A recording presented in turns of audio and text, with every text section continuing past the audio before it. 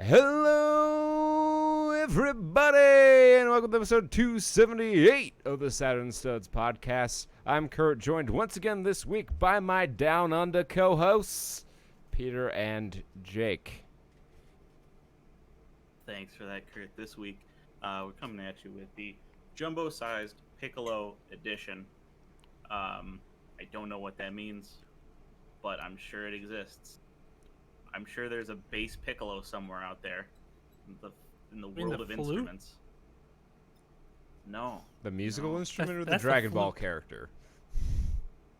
Both, maybe. Potentially. Is bass piccolo just a deeper version of piccolo? Isn't bass Maybe. Piccolo just Piccolo who hasn't transformed? You can transform. Ironically, you need to transform a piccolo to make it the bass form. I don't know. I haven't read the latest chapters of Dragon Ball Super.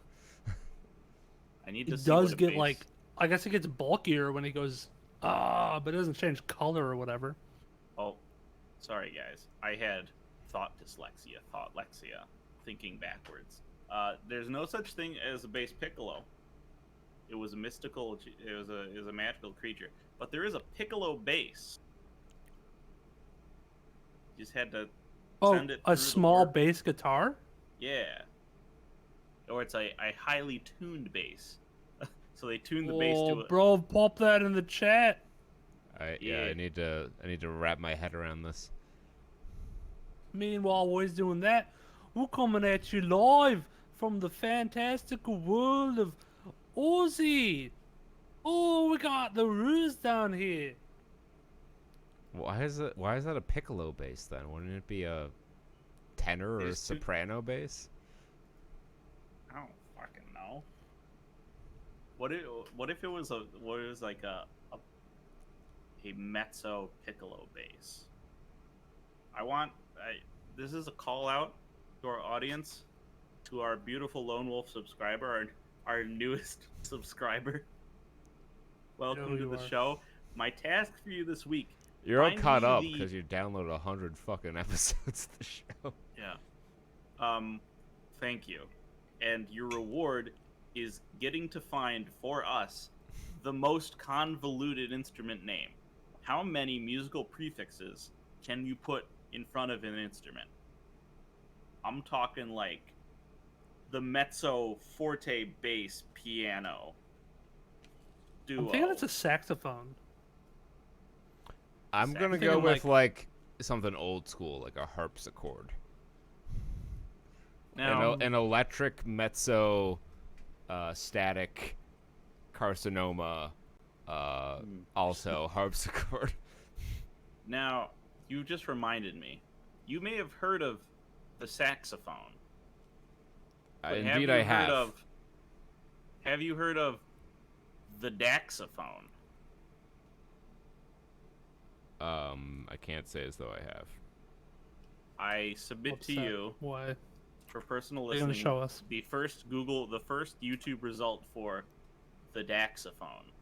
I really need to set up another scene in the live show. That's the bottom Yeah. half of our Discord, so I can show people what the fuck we're talking about. Oh, jeez. So it is a bunch of thin wood pieces that you pull a bowstring over, and it vibrates.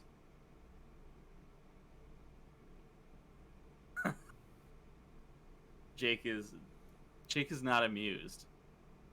I didn't think Are a these really sound the could sounds give me, like, it's making? Like, Yes.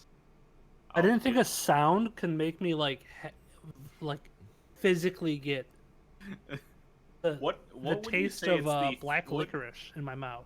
Licorice? I don't like it. I don't like the taste of that sound, Peter. I don't have a problem with it so much as it doesn't seem like it could make those noises. The second, But I want it in a movie. The second video, about a minute in, shows the operating principle of the daxophone. My God. What? You got these too fast. Are these saved? When I was in high school, we had projects on music, and I had to go to the deep edges of 2011 YouTube. I just cut together some clips of street musicians and talked about how much money they can earn in a big city. The fuck 2011 kind of YouTube was backwards a choice. music class did you have out in Ithaca? It was literally in the backwoods. We were surrounded by a pine forest, in which a homeless man Where do you think may they or may got not the have wood been to living. make the dax? Where do you think they got the wood to make the daxophone? He's Yeah. not homeless, Peter. The forest is his home. Duh. All right, I got one more weird instrument, and then we gotta Oh my talk God. about YOLO Crystal, fantasy, or some other shit, whatever we got this week. Trailers. I hope mean, it's that. That and I hope that's what we're reviewing because that's what I watched. It'd be rather awkward if it didn't. I present to you now. I'd also question prepared when you got the piano. authority To change call our it topic audible like mid-show. that. Yeah. It's wild card Peter. Last second change. Absolutely. Sounds like a fun house. It just sounds like Yeah. an out of tune piano. Basically, I mean, what a So- prepared piano is, you take a piano and you actually go in and you start clamping shit down. You put little clothespins on the wires. You just So you it's fuck like with it. it's like a capo for your piano. Exactly. That's pretty neat. You learn something every day. There's so many. There's so many more. The world of modern music is just the Alfred Art Building, except it makes sounds instead of it's made out of ceramic. Where in the Alfred Art Building, the only sounds are the egregious sipping of coffee by several hundred art students. And From that- the fucking engineers that have to go there once a week because that's where they decide to have the fucking seminar and trying to figure out where the fuck they are in the building and how to get out of there. Or, That's why they graciously put Or- it at the front so that there's the minimal amount of being lost to the void. Like if Yeah. you've ever found a coffee shop in that building, it's like coming across a bonfire in Dark Souls. There was a coffee wait, shop there's in a that coffee building? shop in the art building? Yes. It's like 2 floors down on like that weird ring formation that overlooks the inner courtyard where the kilns are.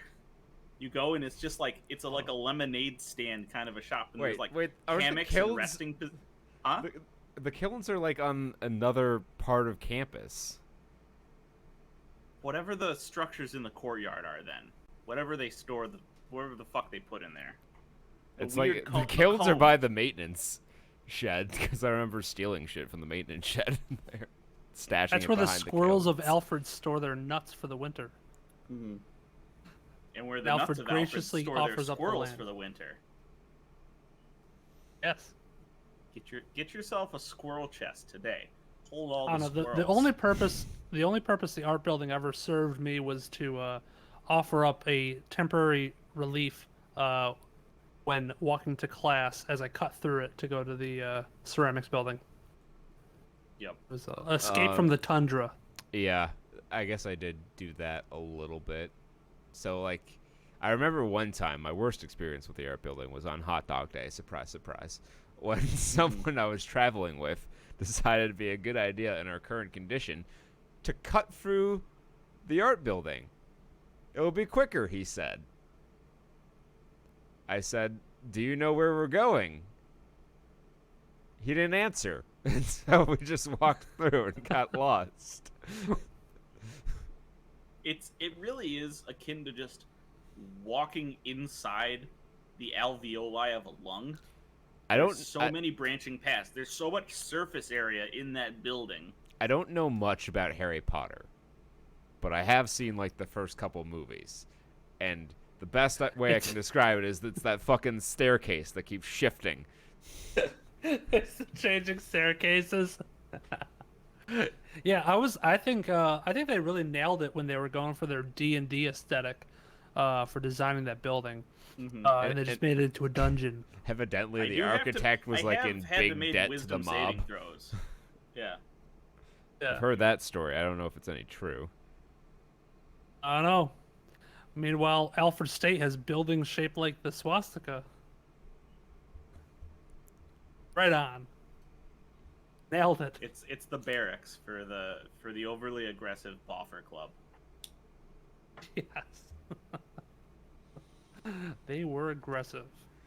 I hear we got some trays that we gotta go watch. Yeah, a lot of them actually. Too many for this this time of the week. Yeah. Again, even out your trailers. All of Hollywood.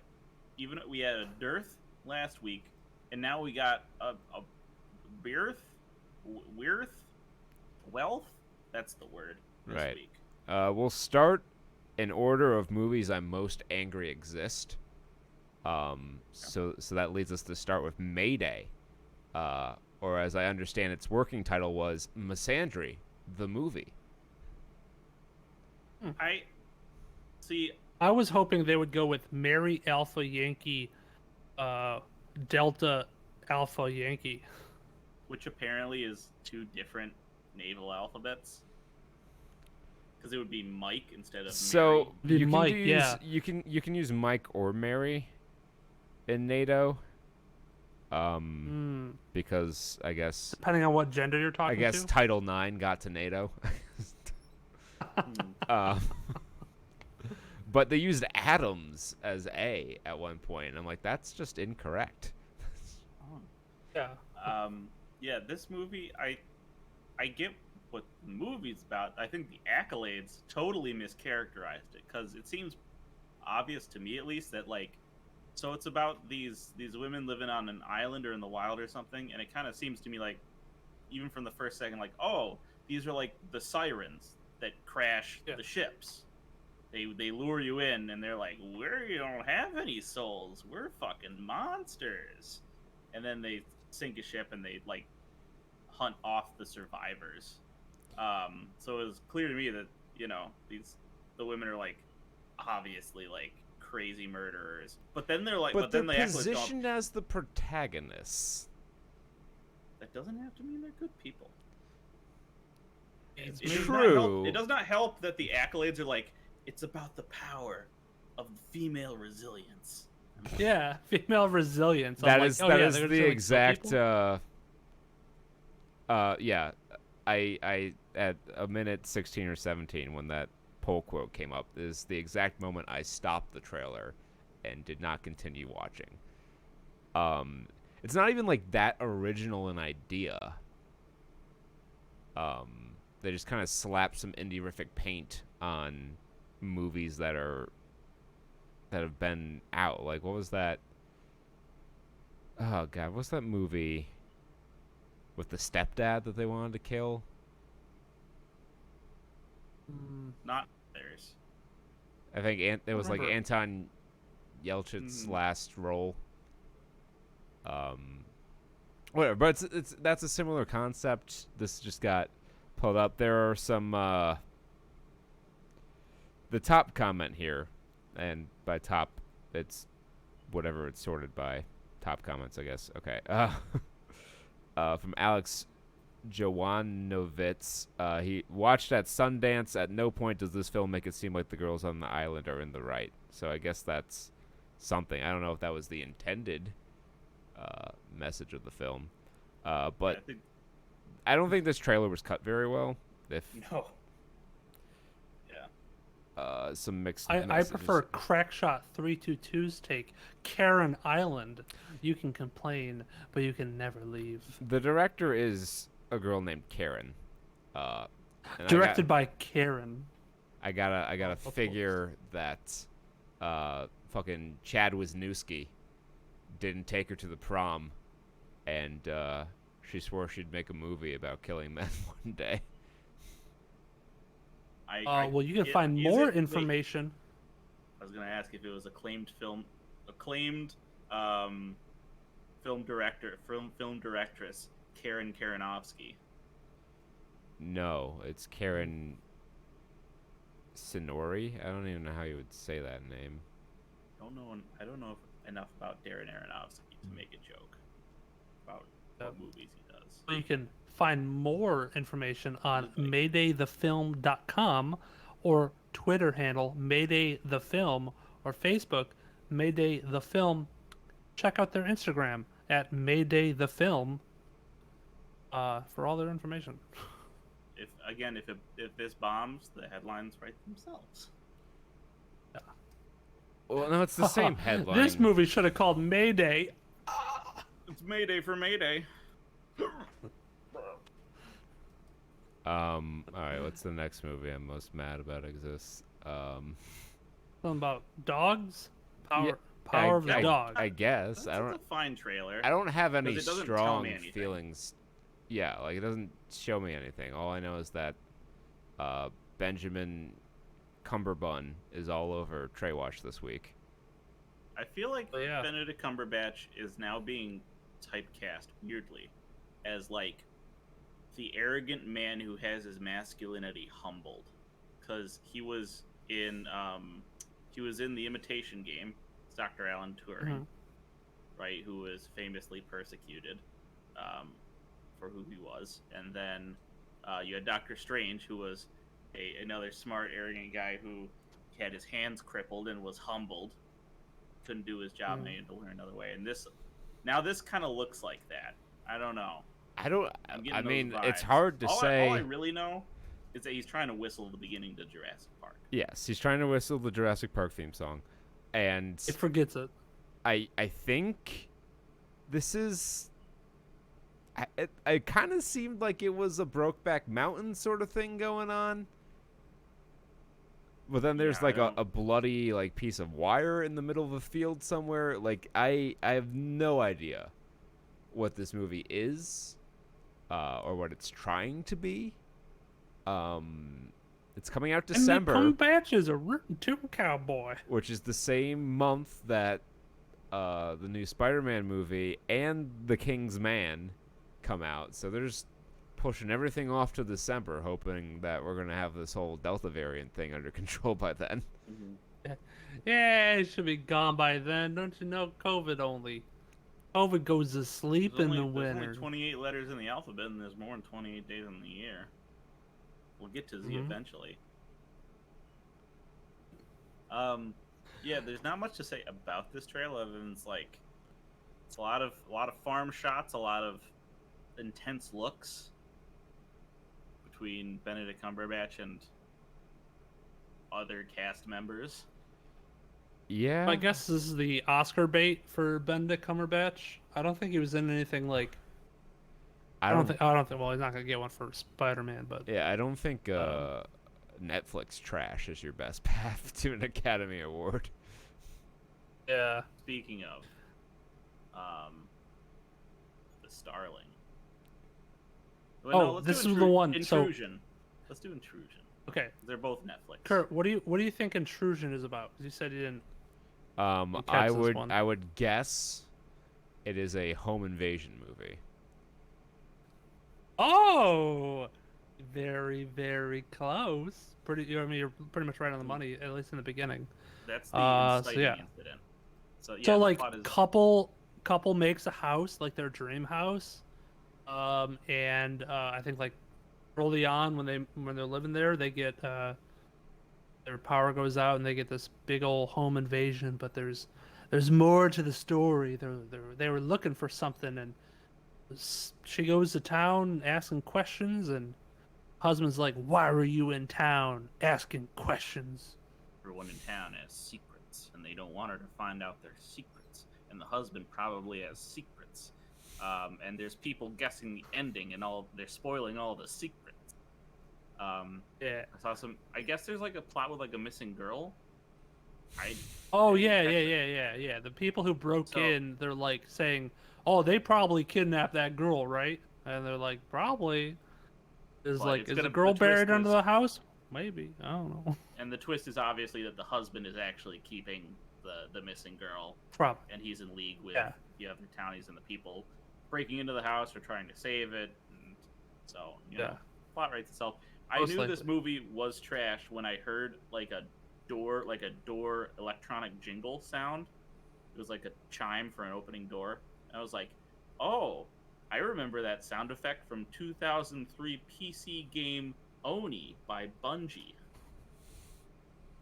It was just I see you've it was been just like playing this Oni. clear, yeah, a clear ass stock sound effect. That just like, I was like, that sealed the deal for me. I'm like, okay, this is not gonna be good. They can't hire a Foley artist to take the 30 seconds to record a crystal clear door closing and opening sound. Come on. Gotta cut some costs somewhere. Well, Gotta they have already this cut all the dope costs ass they could with the house. fucking dialogue. Yeah, I mean they used a discount writer, discount director, discount editor. They blew all the budget on an actual house. They actually built this dope house in the middle of nowhere. Yeah, the executive bought all the producer land, just right? used the money they got from the movie to build their house and then shot it all in that one location for as Hey cheap guys, as they I could just built a new house. to keep it under budget. You want to shoot a movie? It's an Adam Sandler technique. They call that doing the Sandler out in Hollywood, where you get some money to make a movie and you use it for something completely unrelated to the movie, and then you shoot the movie as cheaply as you The can. government calls this, laundering or embezzlement. There or are some some shit. who might call it fraud, but in Hollywood it's I called call the it- Sandler. It's The movie magic. Hollywood and accounting. Production cost. So what do we have next? We got The Starling. Starling. Yeah, it was Starling. The Starling. I saw it This had was- Melissa This is about- McCarthy in it, Yes. so Yep, this I'm is- gonna guess it's a trashy comedy about a girl who Fucking wants to be wrong, bruv. famous. Okay. Fucking wrong, bro. Is it about a girl who Um, wants to this be is- famous? Huh? Is it about a girl who wants to be famous? No. Okay. No. It's about a bird. That's a starling. So this is the other thing this is like Melissa McCarthy's like side hobby acting is like when is her serious roles. She likes to do those sometimes. You remember the author or the typist or whatever? Can You Ever Forgive Me or whatever the fuck it was? Yes, that's the one. This is it's not that kind of movie, but it's a similar vein where she's going for a serious role, and this time it is a life affirming, light comedy, like heartwarming Was piece. a comedy. Yeah, I think it's supposed to be like maybe like a dramedy, like a little bit Yeah. of drama, a little bit of comedy. it's So yeah, it about- seems like Melissa McCarthy's character had a miscarriage or lost their baby, Yeah. and she's super depressed about it, and he's depressed too. And he's going to like the husband is going to like some upscale like resort thing, and she's just trying to live with it. But then she can't, so she's seeing a therapist who was a vet, but now he was a therapist, but now he's a vet, and he's trying to help her with therapy, and she's angry at a starling that's in her yard, and the starling is so fucking obviously a metaphor for all of this that it's almost not worth using it as a metaphor. It's almost I could have read this movie in like 9th grade in my English class. I feel like there might have been a book on the shelf called The Starling, probably. and it's like some illustration of starling of like a little birdie. I'm watching the trailer. The starling's so fucking poorly animated. Yeah, it's It's terrible. not blended into the scene at all. Yeah, Yep. it's really not that good. They blew all their budget on Melissa McCarthy. Do you think she comes that expensive, or do you think they just didn't have any budget? I think she's expensive. She's got accolades. Or I this mean, may have look been at the part shit of a she's been Netflix in. contract. That's Like, true. This may have been the same package deal that brought us Thunder Force. Gotcha. I can see that. So but I don't know, and it's got Chris O'Dowd, he's in it. Hmm. Sure. Yeah, I think some of the comedy's gonna come with like the Starling, with the vet therapist, because she's like sitting in the room while he's operating on dogs and giving her therapy advice. So it's like it's all thrown together, which I feel like is not right, but whatever. I Someone's. I really I don't think this mean, movie's if gonna be that it's, great. yeah, this is one of those like if you have nothing that you're gonna watch and you just want to watch like a heart pulling feel piece. Maybe I don't even know. Go watch and get some feel. Get your hit of feels. Do you want to feel Yes. good, get in the feels piece? You go watch Spencer instead. Got a teaser trailer for Spencer, which I guess is a movie about Princess Diana. Mm-hmm. Maybe it was her last name originally Spencer or some shit. No idea. Maybe. Diana, Princess of Wales. Princess of the True. Whales. Frances Spencer. Yep, that was her first. Okay. Yep. Okay. Her maiden So name. Kristen Stewart is cast as Princess Diana, and this was just That's- a teaser, so it really that's didn't a give us stretch. much. It gave us a little bit of her accent. Oh, she tries an accent. Oh dear. Oh yeah, yeah. I don't think it's gonna come across that great, but I don't We'll know. see. I mean, someone made the very bold call to cast Kristen Stewart as Princess Diana. well, they saw Twilight and they were like, "Oh my god, she can do it all." Oh, from the acclaimed director of Jackie, which I assume was about Jackie Onassis. Probably. So The this. tone of this trailer was generally like, isn't being part of this giant royal family machine really fucking exhausting? And Yeah. it's Well, really I mean tough that on was her. that was also like the theme of her life, Sure. and It's like unfortunately it's her the theme death. of a lot of people's. Speaking of, the queen and shit like that, and the princes and princesses Girl and boss, whatever. hashtag girl boss. There's that HBO Max show that's about the crown, all the royal family. I forgot what it's called. The prince. That's Been watching that Oh, yeah, Netflix the show, The Prince. Crown no, not Not the to be crown. This is confused the with- prince. Yeah, not to DVD be box confused with set Machiavelli's right in your Prince. mouth. I don't want to see that adaptation. So far, it's pretty damn funny. It seems like all the funny bits are like all used up on the queen, because she's just this foul mouthed asshole. Is old. I mean, So- swearing in Cockney English is one of the funnier things in life. That's true. Oh, you gosh, you gosh. I mean, it's also like I could see that. Yeah. Oh, I 100% believe that Queen Elizabeth is Yeah. a bitter old cunt. Honestly. I Oh guess yeah. speaking Then of there's that. the royalty, the King's Man, Yes. the man's king. This is World a War One into World War Fun. yeah. There's Rasputin in this, so if they don't license the Boney M song, what was this even for? If they don't chop off his dick at the end, what was this even for? True. Need that. Gustav H from the Grand Budapest Hotel is trying to make me buy into him as a secret agent. I don't think I'm going to be able to do that. I want to call this like the British version of the dumb American Patriot schlock, but In a lot of it's just ways, this is a very not just mostly because the same actor who played Gustav H is the main character in this, but this was a kind of a fairly, at least the trailer, fairly Wes Anderson-y style trailer. A lot of planimetric composition, a lot of quirky dialogue. I guess I didn't make that connection because, like, I guess to me Wes Anderson style is so stark, but I guess I can see it from some of these shots here. Yep, I'm looking at some of the angles. Oh yeah, Like like the I mean du- they the have duel other they have here. They have other shots, which is not something Wes Anderson typically does. No.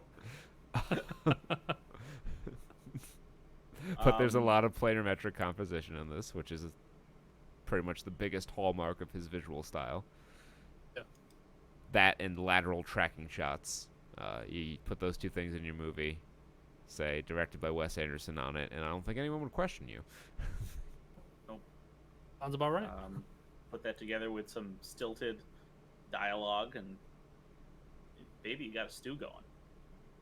Yeah, we'll see how this is. It seems like they're gonna have fun with kind of the period piece gadgets and gizmos that Kingsman is kind of known for having. And then also it seems like this was the Red Band trailer. I think you probably watched the Red Band trailer too. Yeah. So they're gonna also go balls to the wall with the gore. They show a decapitation, shooting big cannonball-like guns and Blast explosions. So explodes. yeah, they're gonna make it work. The title cards on this, I feel like instead of should say the whatever in theaters or whatever, it should just say fuck it. You know you're gonna watch this. Yeah, Don't I even mean, pretend like you won't. if you're someone who enjoyed the other two Kingsman movies, I don't see anything here that's gonna throw you off of this. unless you were like really hoping for like a continuation of the current movies and like. I remember watching one of the earlier trailers for this. This was probably like over a year ago at this point, because I'm fairly certain this movie was supposed to come out like summer of 2020. Yeah. It was at least the trailer made it seem like it was going to be a more serious kind of movie. I remember us talking about how it was a bit of a tonal shift, but this trailer here should allay any fears of that being the case, because it looks, like I said, It's not the bombastic largely the color same. fest of the first two, but it's still going to be high energy, high shenanigans. Yeah, I mean, I guess that just comes from it being World War One, and I think it's a law. If you're going to make a World War One movie, you have to have at least a little bit of a bleach bypass, or at least you got to turn the saturation knob down to like 45% or lower. Which makes it surprising. Like I'm looking at how much color is in this, because they have that one scene that's the bright parade, with the explosions and everything's like bright greens and blues. And It is still course, kind the of giant muted yellow though. explosion. Yes. Yep. So they're trying to figure out where they want to put it, and we'll have to see the results of their experiment. So yeah, the Submit it first to the trailer Royal of this Academy of cheesy explosion movies. came out a year and a couple months. June 21st is when the first trailer came out. So it's been a while. Been a minute. This is one of the and longer ones. It's a minute yet, because it doesn't come out till December. Yeah, I know. Yeah, so you're talking about from the first trailer, it's like we're bordering on Free Guy territory, if not even more. Some of these are going to get delayed again, because I can't imagine studios are going to run up their movie in this December slate that's already got Spider-Man, The Matrix, and this in it. Like, I feel like one of those three movies is going to get moved. Oh yeah, that's right. We don't have a trailer for it yet, which we might have one next week. But there was it did show the trailer for The Matrix Resurrections at CinemaCon. Oh, Yep. there is something like that. I don't know if it's gonna be good, from what I heard. Well, judging by how the other Matrix movies went, with the exception of the first one, probably not. You see, the thing about the Matrix is, I think they just kind of got lucky with the first one. And I remember seeing the Matrix in Dolby for the, and we reviewed it on the show, and I said as much too, for the 20th anniversary or whatever it was.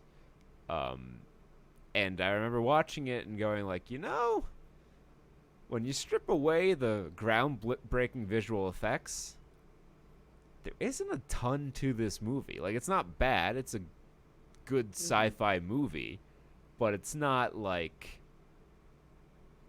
from a story perspective at least, it's not very innovative or groundbreaking. A lot of its appeal comes from its visual design and the effects that it pioneered, which have since become very commonplace. bones. And then when you get into the sequels, it was the same problem, because you had already seen the visual effects shit in the first one. They didn't do as much new stuff in the sequels. They did kind of invent the concept of a virtual camera when they did the Bowery fight in the second one. But those movies were judged more for their story, and they're widely considered to be shit.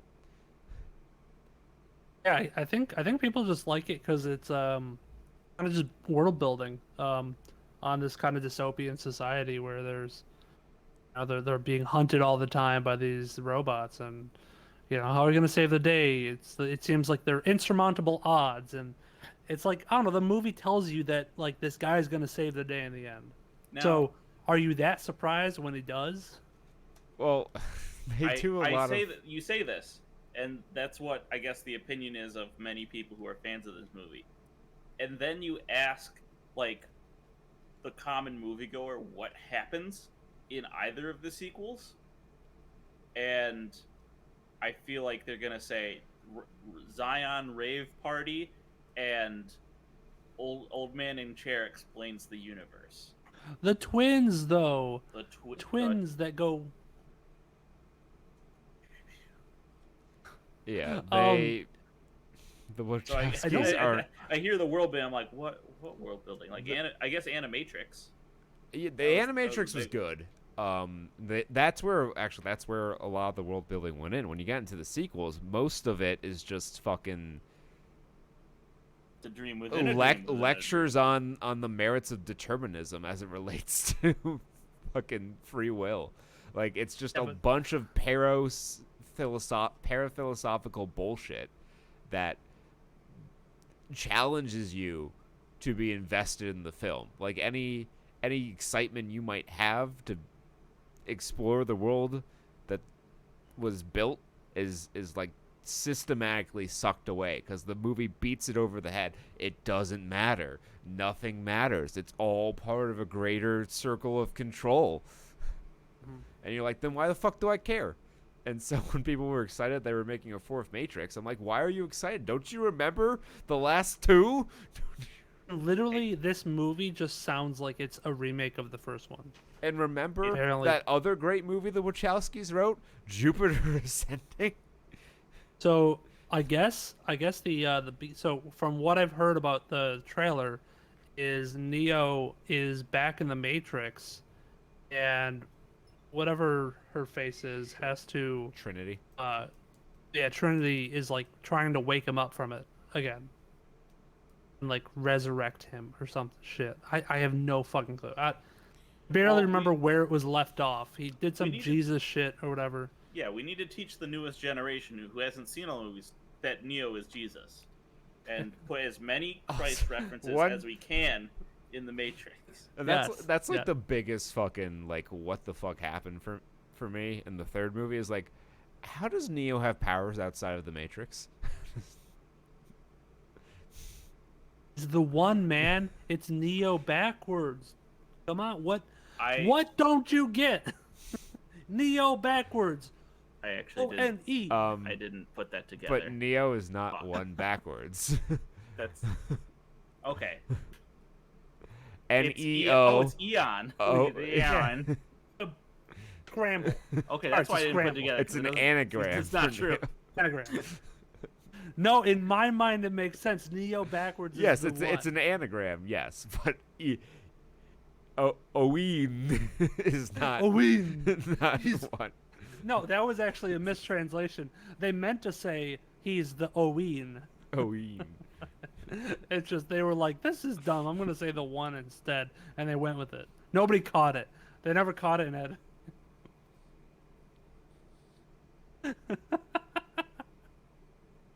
Guess we can add regular dyslexia to your list of ailments, Jake.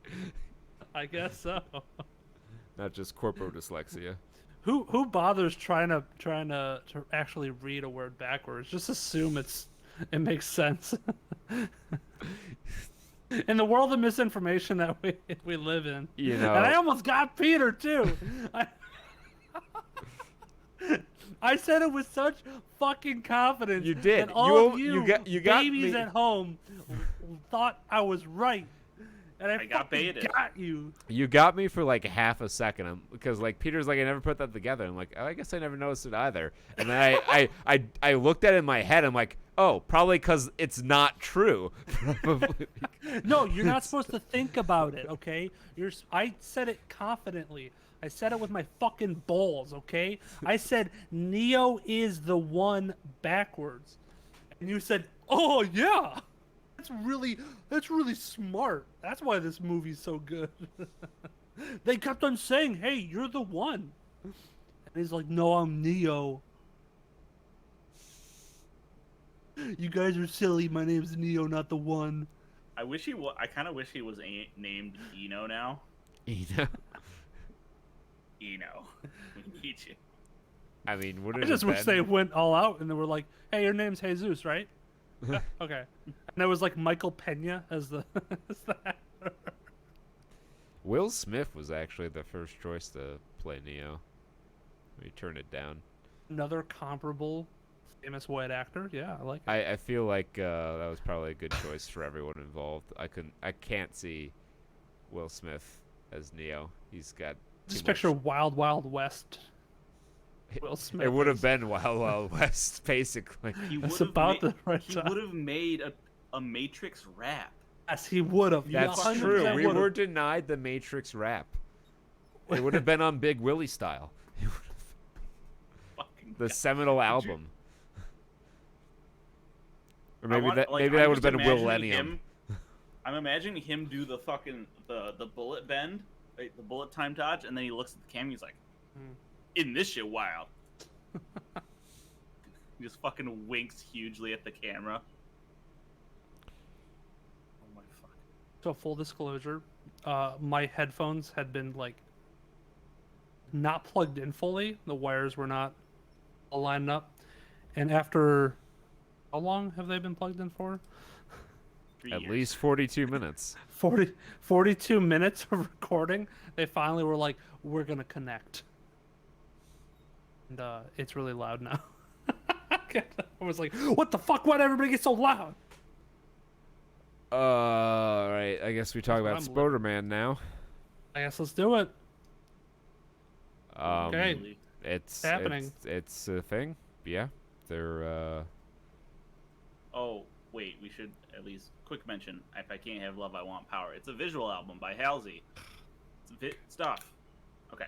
cool. They're doing the multiverse thing early. I guess this is a setup to another movie. Which is This exactly is the setup to the whole next phase. I feel like. I Yeah. guess. Yeah. I mean, I guess that's what they're trying to do. Like the whole. I I guess don't the whole push right now. see. is I don't like multiverse. this as a direction for this movie specifically, because the other two Spider-Man movies were kind of separate from the greater MCU, and I think it works best that way, because Mhm. Spider-Man is his own character. The character is technically owned by a different studio. Like, I feel like his story should be able to stand alone. Which, you know, I mean, it still could stand alone fine, but they're doing a lot more integration with the other stuff they got going on here than they did in the previous two. Which, Far From Home was not the greatest movie. It wasn't bad by any stretch, but it was kind of like, this is all right. Yeah. This one though, yeah, it is looking wonky. Like, the premise is it's almost like Saturday morning cartoon level, where he's like, "I wish everyone forgot about me," And then he trips over like a banana peel while Doctor Strange is saying the spell, and he slaps the rune for forget, and it spins in reverse. It's multiverse. Like, oh no! Yeah. Like, I mean, as an excuse to fold in the Sam Raimi Spider-Mans and the Amazing Spider-Mans, if that's where they're gonna go with it, which, I mean, they have Alfred Molina back as Doc Ock, and you see the Pumpkin Bomb. And you hear Willem Dafoe's laugh is apparently heard, so that's kind of confirming he is in it as well. But it lines up with a lot of the rumors and reports. Yeah, I guess that's fine. Like it just feels weird. You're trying to coalesce a lot of stuff here. You're trying to coalesce the direction that the MCU wants to go in with their Multiverse of Madness, and you're trying to recapture the Into the Spider-Verse magic in live action. And I feel like this is going to suffer from Spider-Man 3 syndrome, where you've got too much going on in the movie, and as a consequence, you don't really care about any of it. Again, technically, I mean, these are like already established villains, whereas you have Spider-Man 3, we had Venom that just came on the scene. You had Sandman. It was also new for that movie. The new Green Goblin. That was the only one that was set up. That one was the only one that was like sort of set up. It's just Harry he comes in like an hour and a half into the movie, has like super late. 10 minutes worth of total screen time. One of which is where he gets fucked up by Peter, and the other which he shows up at the end scene when like it's the clusterfuck of villainy, and then helps Peter after 5 minutes of being an antagonist. And it just I could go on for a while about all the ways that Spider-Man 3 did not work as a movie. So I'm gonna refrain from that. And this was also Spider-Man 3 came out in 2007. So it's been 14 years. Lessons should have been learned in that time. Well, and also I think of the audience of like who's going to come in and be watching this movie. And yes, there is a large portion of our age people who are like, "Yup, love it." And then there's a bunch of younger kids who are like, "What? Who?" I guess I watched maybe the Spider-Man movie. There are probably MCU fans. Actually, like they'd be 13 years old, right? So there are probably a non-small number of MCU fans that were born after Spider-Man 3 came out. I know. I totally think that's possible. We can't not talk big picture about this, right? Because I'm thinking, like, with the WandaVision and with Loki and with this, and the What If, they're all streamlined into like where it's time to go wacky multiverse mode now. Yeah. And my only question about that is, when are we gonna get the Gwenpool movie? And it's got to be Kate McKinnon. I mean, we're getting into some weird territory. They've announced like all the What If shows are technically canon. They are, and when they diverged the multiverse and they started the multiverse back up in Loki, What If was like a direct causation of that, and then that's when they started boom, boom, boom, breaking off these different chains. And I think they're probably going to take some stories from that and make bigger things out of it. I don't know which ones. I'll say this. I'm not even going to bother speculating on it. It's probably the smartest way to go about continuing the Marvel movie franchise, because I don't think you're going to be able to build to something as big as Endgame. So if you can have a lot of wacky stories that are sort of connected, you can have crossover characters but aren't necessarily building unilaterally to one big event. I think that's probably the smarter way to do it. Of course, it's going to end obviously in some sort of like Infinite Crisis style hodgepodge of a movie.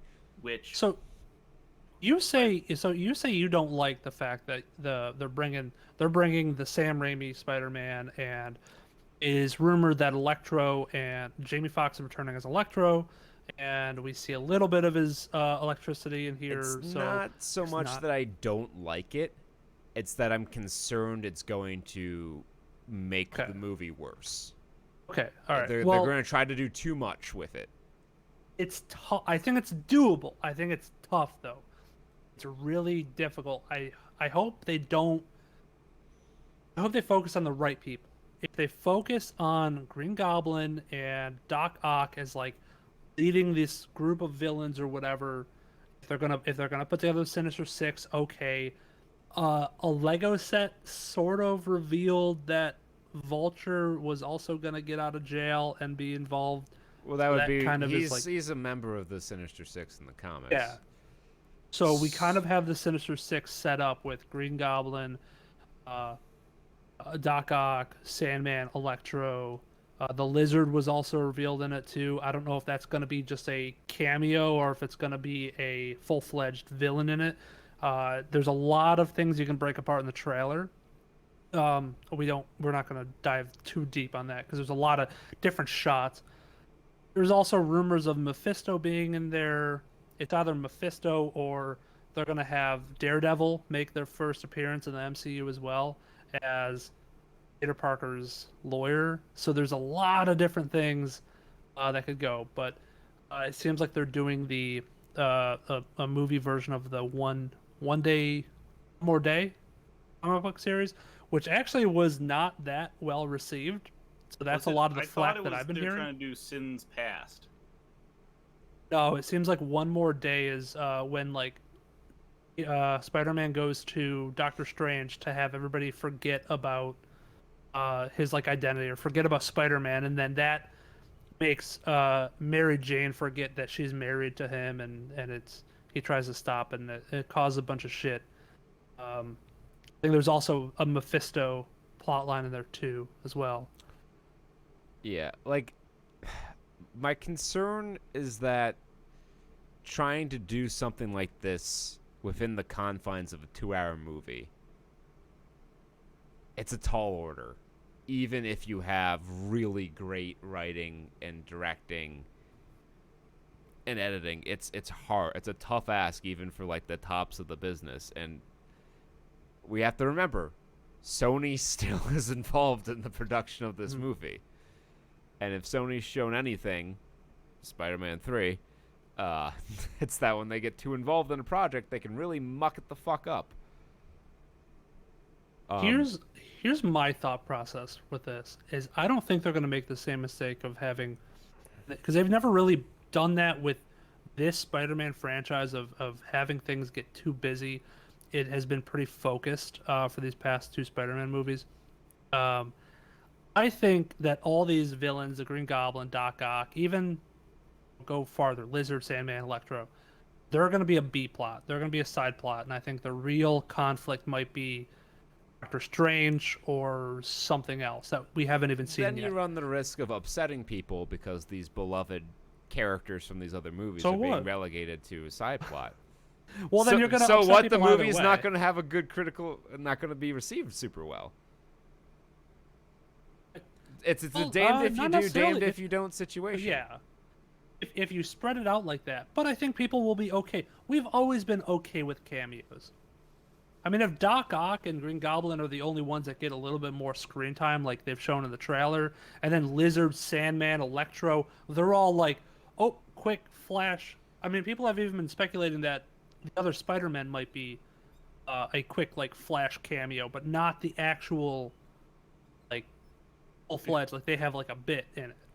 They might just be through a portal kind of thing, which is kind of what it looked like they were doing with the Lizard. I just want to see Tobey Maguire just wave through the portal, just.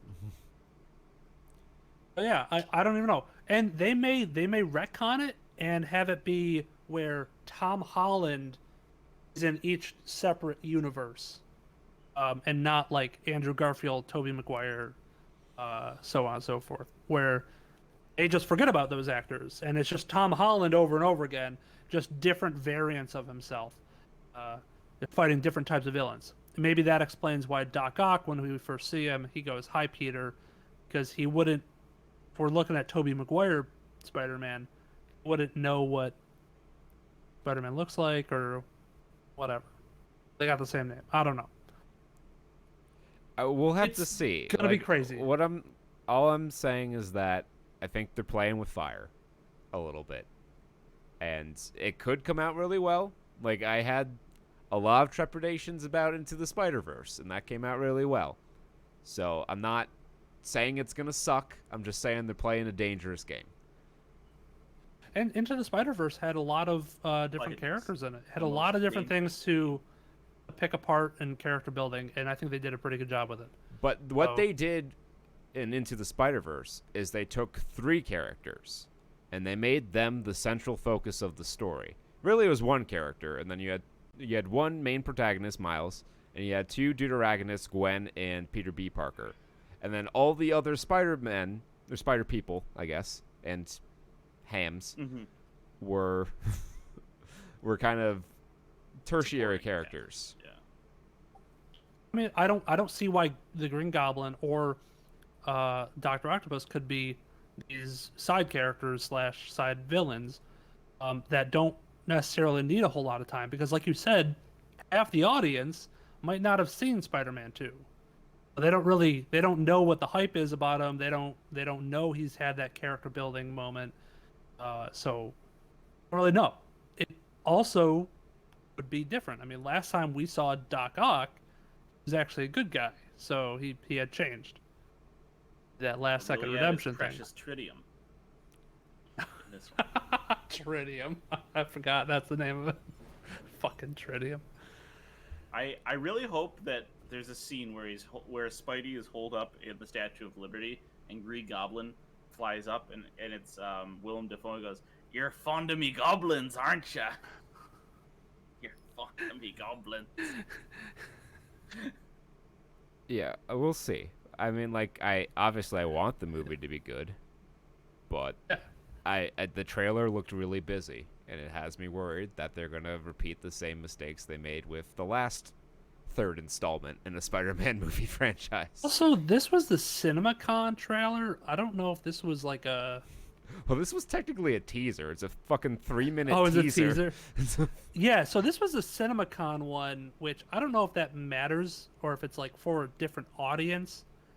This was like a convention trailer, and usually those are kind of different, where their main goal is like, how can we shock the audience and get them hyped, but not necessarily have a cohesive trailer. Well, that should be the goal of every trailer.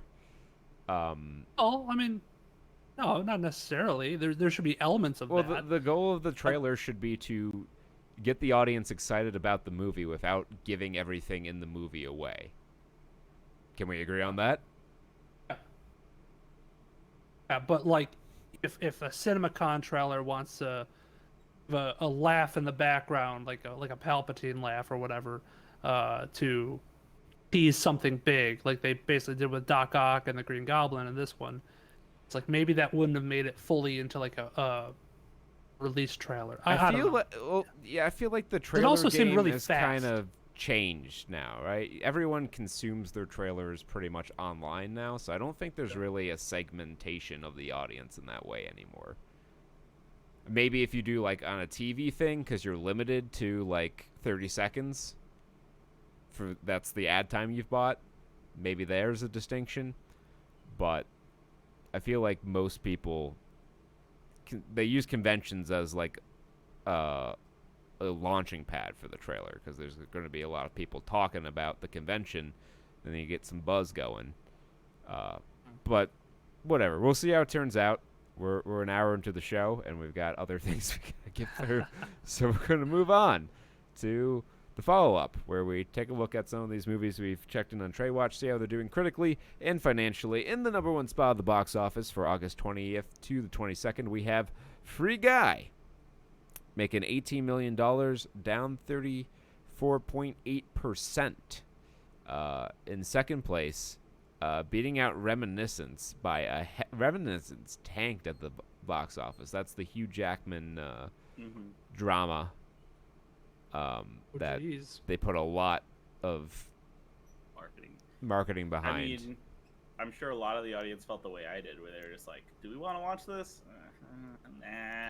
I guess it reflects in the numbers. These aren't big numbers. You know, I think we're seeing the effects of the most recent surge of COVID on the box office here, which makes a lot of these theatrical only releases seem like kind of a questionable decision.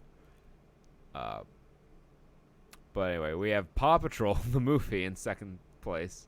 And, of course, it's going to be our spotlight film, not just because we've looked at a lot of the other movies in the top 10, but because it's one of those movies where you just know there's going to be some wacky and wild IMDb user reviews.